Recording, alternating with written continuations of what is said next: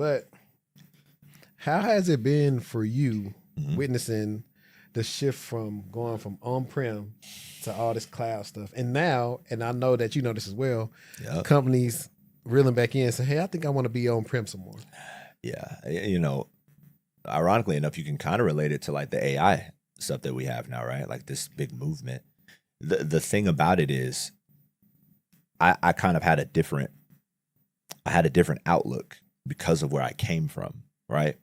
Once you start hearing about it, moving everything to the cloud, everybody's going to lose their jobs and all this other stuff. When you dig into it, you really just understand it's the same skills. It's actually easier, right? I come from a time where like you had to really subnet, like you trying to like wasn't no calculator. It wasn't no calculators. You got to like you got to separate out these addresses, like. And now, wait a minute, I can click some buttons and it's already done for me in the background. It's done that's all I got to do? I'm cool. So really, man, what I tell anybody is don't focus so much on like the job.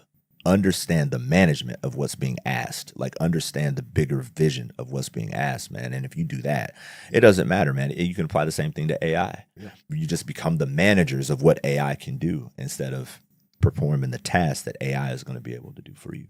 So, yeah. Cool.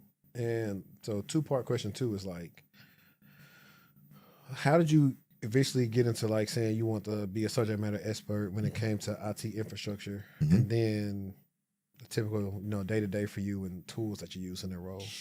Wow. So it depends on the role, but I would say now, more infrastructure architecture, I kind of touch everything.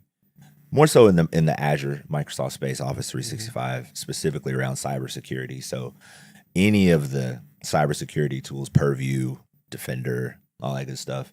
From an authentication perspective, I deal a lot with Ping, and some other IDPs. Some AWS, but most of the organizations I work with, they're in the Microsoft space. And so are you more, at this point, more consultant type based because you just got a lot of this experience where you could delegate what their engineers need to do, or do you have to get your hands dirty from time It's to time? both. It's engineering and architecture and design, which is in itself consulting. So it's a little bit of both, just depending on what it calls for. So